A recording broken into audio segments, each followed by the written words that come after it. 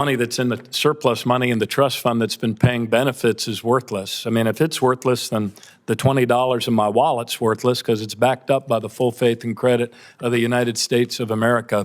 Wow, that was Martin O'Malley, Social Security Commissioner, holding up a $20 bill saying it is worthless and how the money in Social Security is worthless, and he got a lot of pushback about that. I'm going to play the full video clip of what he says, and you're not going to want to miss it, because he also says this: nearly 30,000 Americans died waiting for Social Security benefit decision. That is way too many Americans who did not get their Social Security because the SSA took way too long. There also, take a look at this. JD Vance reveals how Trump will use MUSK to target Social Security. What is this Social Security and why are they using Elon Musk for it? I'm going to go over that article and give you some other important updates as well. Before I dive into the main content, if you appreciate these Social Security updates, hit the like button and subscribe to the channel for more Social Security updates. So O'Malley makes last-ditch effort to secure Biden's budget proposal for Social Security. So he wants more money for the Social Security Administration, not necessarily for the trust fund, but for the administration so that he can help out with customer service, do a bunch of other things as well. And there was a big hearing about it. One of the big highlights was this: nearly 30,000 Americans died waiting for Social Security benefit decision.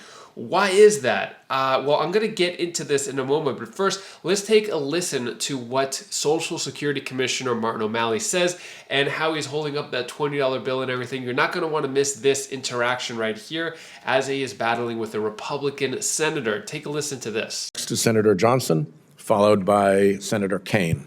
Thank you, Mr. Chairman.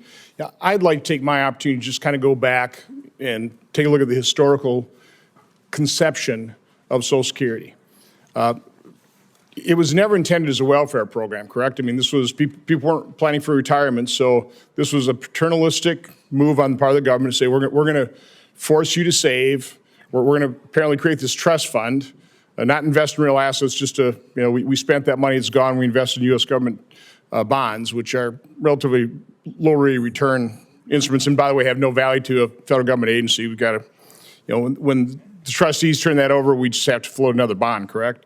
But anyway, when we first by the way, isn't that the basic concept of Social Security? You're going to pay in, we're going to save this money for you, and then you're going to pay it out in retirement. Isn't that the basic concept? And again, I mean, that concept is true. The notion that it was paternalistic, I think Francis Perkins would disagree with. Set that aside. But again, it's supposed to be, yes, sir. You pay it in, you earn money, investment, and then you get the money out, right? Back then, kind of, yes, it was a pay-as-you-go system. Yes, sir. Back then, it's kind of hard to get the exact number of workers versus beneficiaries. I've heard as high as 150 to 1, 30, whatever. It was a high number of workers. 2.8 to 1 right now. Right now. But it started out as 30, 40, a lot of workers for every beneficiary.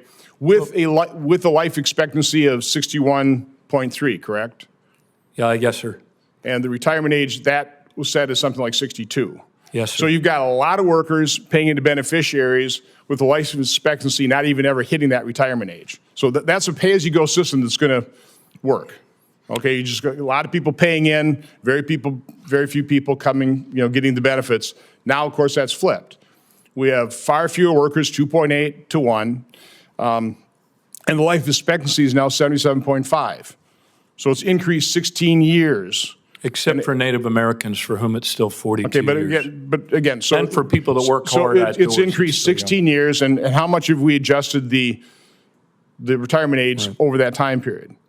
A couple of years, right? From 62 to 70. So again, we haven't kept up with reality. And now the solution here is to really kind of break with the original concept of this being you pay into the system and you get what you pull out. And I'd like to end this in a record without objection from, I guess, our people serving as chairman right now. This is an actuarial, this is getting a donut. This is an actuarial note by the Social Security system. Money's worth ratios under the OSDI program. But this is interesting because it shows that if you're a low-income worker, you get more than you ever put in. Correct. Okay? But if you're a higher-income worker, you're going to get a lot less. So we've Correct. Correct, right? It's, yes, it's and again, intended to keep people out of poverty. I mean, it's a big, long table, and it's, very complex. But one example would be a single person that has been paying in the maximum rate all his life will get about 70% of what he put in. Is that roughly accurate? But I don't have I mean, the it goes- benefit of the table that it literally I goes as trust low that you're as- reading off it. It literally goes as low as 54% for, 54 cents on every dollar invested. So the reason For the very highest earner. the reason I bring that out is, the chairman's solution to this is tax the wealthy. Well, again, anybody who's just hit like $100,000, I mean, what is the maximum amount of earnings right now subject to the tax? 168,800, I do So believe. if you've been paying all that in, you're only going to get 54 to 70% of the benefits. And now the chairman, what he wants to do is increase people's taxes to basically about 57% when the Tax Cut and Jobs Act expires. That would be the top marginal rates under the chairman's proposal, 57%. That's federal tax. Tack on top of that state, and I think I'll ask the next panel, I mean, isn't that a disincentive to work? Is that going to work? So again, my point is just laying out the historical perspective. The concept was you pay in, we invest. They didn't invest. That money's spent, it's gone. And then people, particularly the higher end, they're not even going to get close to what they put in. And the chairman's solution is raise taxes. I think you're not going to get even closer to revenue you think you're going to get because you're going to create a huge disincentive for work. And you've completely busted the concept of the fact that this is a forced retirement savings plan as opposed to kind of just a general welfare program. That's my point. Thank you, Mr. Chairman. Point taken. May I just offer to, Senator, I enjoyed our talk, and I really appreciate you giving me the time to meet with you and talk about these things. I'd love to come back around. There are some things that you said in there that I would not agree are historically accurate, including whether the money that's in the surplus money in the trust fund that's been paying benefits is worthless. I mean, if it's worthless, then the $20 in my wallet's worthless because it's backed up by the full faith and credit of the United States of America. But I'd love to I come said, no, back. it has no value to the federal government because the federal government, when they take that bond, just has to issue another bond. Well, It's literally more like you have a piece of paper that says $20. What are your thoughts on what the Social Security Commissioner had to say? So back to this article, how 30,000 Americans died waiting for Social Security benefit decision. So this happened in 2023, according to Martin O'Malley, saying that 30,000 was a small percentage of the average number of people waiting for a decision, but it remains imperative that we issue decisions faster at every level. During the testimony that I just shared with you. So for the Social Security budget to try to get more money for that.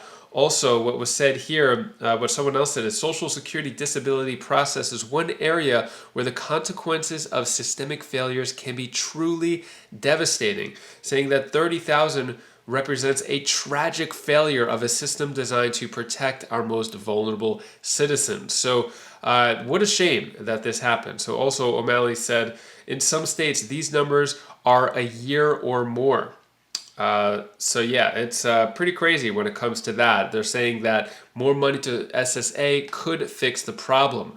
What about this article? JD Vance reveals how Trump will use MUSK to target Social Security. What is this all about? So Elon Musk is teaming up with Trump and JD Vance. Well, let's get into it right here.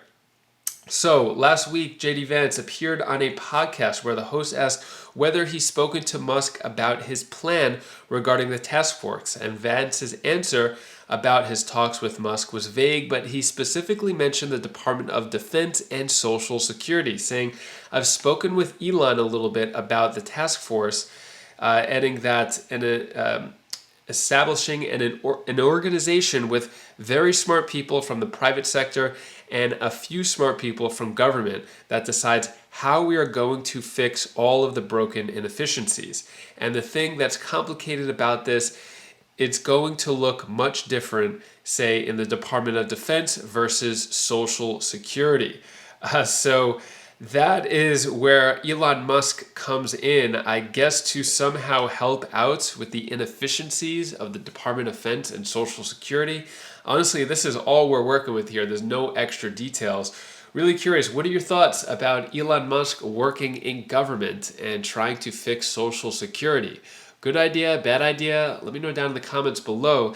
And that is all the news that I have for you today to hopefully enlighten your day a bit. Here's my daughter Belle's tip of the day. Hi, my name is Bill, and this is the tip of the day. Do you know what you should always know to do? Even though if you can't go travel or anything, you could always try to find something they could do in the area that you're at, or maybe you could probably go visit another state if you have a car or so, and you could go to different places, but it doesn't always have to be traveling to different countries and stuff. But oh my god, but whatever makes you happy, just do it. Bye. If you want to see the latest COLA announcement adjustment of what we're going to see in 2025 with only less than 1 month left before it's official, take a look at this video over here as I go over the latest number of what you can expect for your COLA. So click that video now and I'll see you in that video. Take care, be safe. Thank you for watching.